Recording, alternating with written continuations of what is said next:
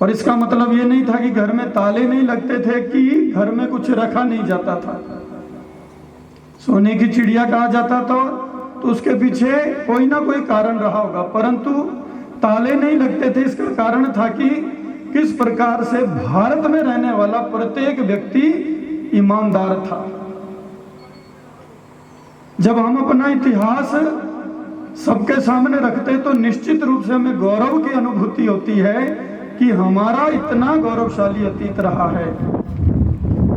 परंतु इतना गौरवशाली अतीत होने के बाद भी कोई शौर्य की कमी नहीं थी, पराक्रम की कमी नहीं थी। हम प्रत्येक प्रकार से समृद्ध थे। फिर भी क्या कारण रहा कि बाहर से लुटेरे आते गए, आक्रांता आते गए और हम कहीं ना कहीं मुंह की खाते रहे। ये बात सत्य है कि हम संपूर्ण रूप से कभी भी किसी के भी गुलाम नहीं रहे।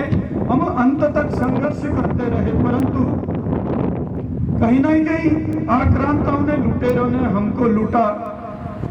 अपनी उनकी जो पाश्चात्य संस्कृति थी, विदेशी संस्कृति, उसकी अपनी छाप छोड़ने का प्रयास इस भारतवर्ष में किया और किसी ना किसी प्रकार से हमको गुलामियों की बेड़ियों में हमें जकड़ते रहे।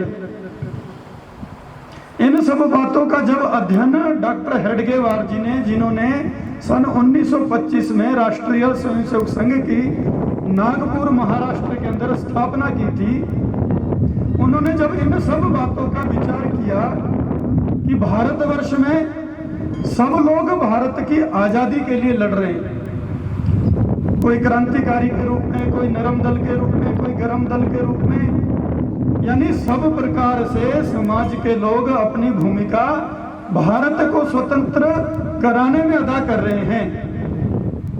परंतु डॉक्टर हेडगेवार जी ने एक विचार साथ साथ ये किया कि हम सब जितना प्रयास कर रहे हैं तो निश्चित रूप से आजादी तो मिलकर के ही रहेगी, परंतु इस बात पर भी विचार किया जाए कि हमारे देश में तो पहले भी किसी प्रकार की कमी नहीं थी, तो हम परतंत्र क्यों हुए। तो उन्होंने कुछ कारण हम सबके सामने रखे कि हम अपने इतिहास को भूल गए, हम अपने अतीत को भूल गए, हमने अपने स्व को त्याग दिया, छोड़ दिया।